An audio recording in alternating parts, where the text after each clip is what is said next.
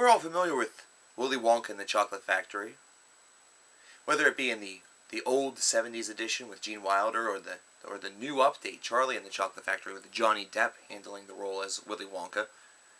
Some of us are probably even familiar with the novel, which is entitled Charlie and the Chocolate Factory by Roald Dahl.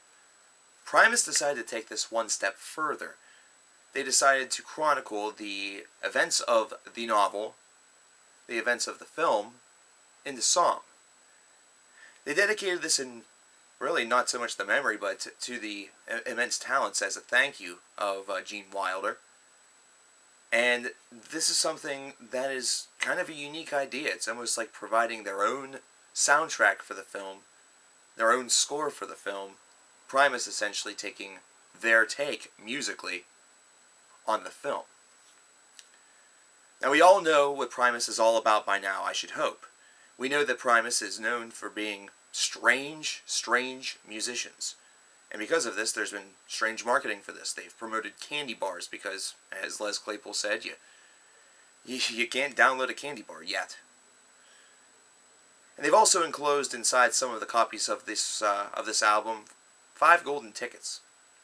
If you get the golden tickets, you gain access to Primus shows for the rest of your life for free. Not a bad idea. Definitely should encourage a purchase. But let's talk about the album itself. Let's talk about Primus and the Chocolate Factory, which is the affectionate title. The full title is Primus and the Chocolate Factory with the Fungi Ensemble.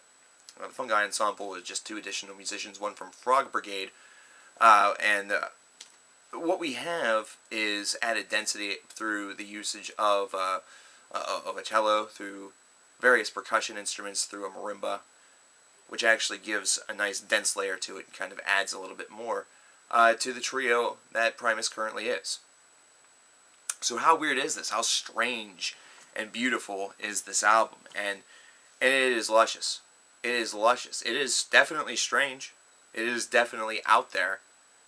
And here's some reasons why.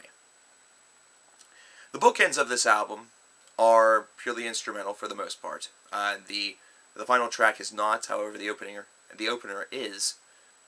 And then we go immediately into track number 2, which sounds like there is a cow in the background. It's not a cow. It's not a cow. It's actually just one of the instruments being played in a certain tone that sounds very cow-like.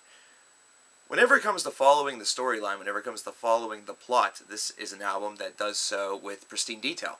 It's something where they're willing to really do the Oompa Loompa song 4 different times to represent all of the different times that you saw and heard an Oompa Loompa song in the film. So whenever each child experiences some type of shortcoming or some type of tragedy based around their own misfortune, either that or based around a side of their personality that is negative, is not seen as the highest level of selflessness, the highest level of having manners and being a decent individual as a young person, we hear the Oompa Loompa song for each and every one of these. So we hear that 4 different times. This is actually the album's principal shortcoming, I will say, because it feels like 4 of these tracks are essentially trying to stay so true to the movie that we hear the same track 4 different times, only with different lyrics and a slightly different arrangement. Almost as though Les took the original arrangement he had in mind for this idea, which literally is going straight off of what the film has, only putting his own take on it, making some minor tweaks along the way to sort of attempt a wholesale differentiation between the 4, but in the end, we experience 4 tracks that sound very, very similar in the long run. And this is kind of a shortcoming because this is an aspect of the second half of this record that occurs very often. So throughout the first half of this record, you hear a lot of very imaginative and very interesting ideas musically, and takes on very famous songs that we all know very well from the film, such as Pure Imagination and I Got a Golden Ticket. And then the second half feels almost as though it's the Oompa Loompa portion of the record, the Oompa Loompas 20 minutes of fame, when in reality the 4 tracks span probably a grand total of about 6 minutes. This is a short record. It's something that encompasses the film in only 40 minutes, but it certainly is one where the flow of the movie and the flow of this record both feel intact. It feels like structurally this was not just a pet project for Les Claypool and Primus, but rather this was something that they took extremely seriously, something that they really gave the devotion and care that they would a studio record. And that actually is a touch that I have to really commend Primus for, considering this is an idea that you could easily kind of get derailed, considering many different things occur in these narratives and in these films that can actually cause the tone and the idea to really shift. And Primus's, abilities are so varied and so vast that you almost marvel at what they're able to do with the famous tunnel scene whenever they're able to really turn this into a very twisted sounding track, which really, whenever you consider the scene in the film, is probably one of the most twisted portions of the film. Gene Wilder in the original almost seems downright evil whenever they're going through the tunnel. The ways in which he's ranting and raving, his voice escalating until finally he is told, "Stop the boat," to which he casually replies, "We're here." I also enjoyed the fact that I Want It All, which is based around the rich girl, Veruca, I believe was her name, it was handled with one of the other band members handling the vocal helm, which definitely gave it a fresh edge. It definitely gave it a unique edge. It set up the character as being, a difference maker, somebody who certainly seemed to really provoke a lot of power based around her status. I like the handlement because it was also done exceptionally obnoxiously, which is a fitting representation of the character. So the characterization is there, it remains intact, and it continues to really resonate through music instead of having to witness this child's antics on screen. All in all, whenever you consider it, one of the real highlights of this album, aside from, some of the classics and the tunnel scene, one of the classics is the very final track, because it's almost as though Pink Floyd decides to infect Primus, or Primus decides to inject Pink Floyd into their own musical veins in order to really create a very spacey, kind of relaxed environment whenever it starts.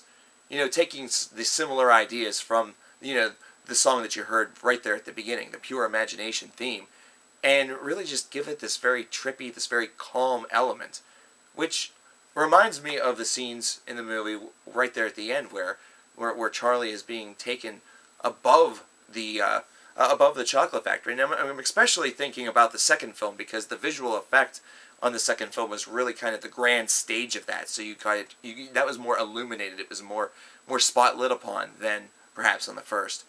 And it just kind of takes you to that conclusion. What's kind of interesting and peculiar is that right at the end you hear the lyrics to Pure Imagination sung once again, and they're sung very poorly, almost as though there's a bit of despondency, which also kind of reflects that, well, this is a story that doesn't necessarily always have a happy ending. Depending on the version that you either read or you watch, there's definitely some conflict near the end that's eventually resolved in both of the films. I myself have never read the book, so I couldn't tell you how that ended. All in all, this album is a fitting tribute. I actually really enjoyed this, and going in, I knew that it was going to be strange. I knew that there were going to be aspects that certainly were going to sound peculiar.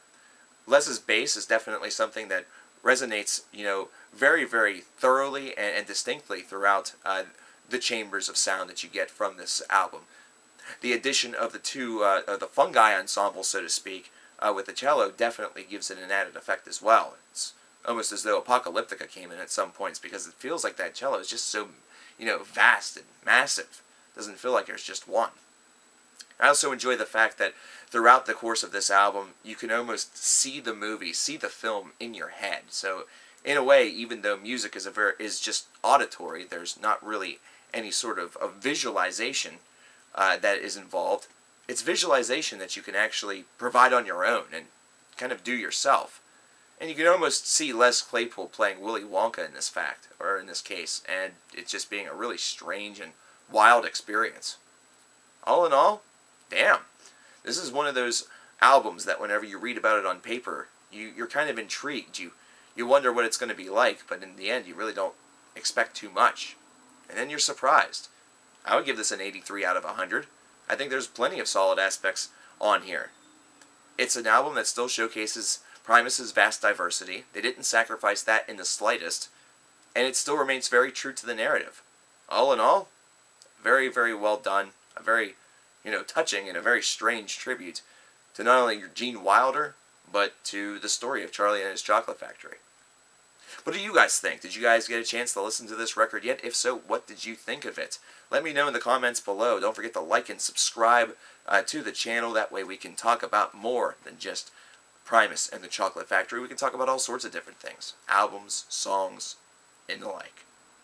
Cover Killer Nation, I will see you guys later. Thank you.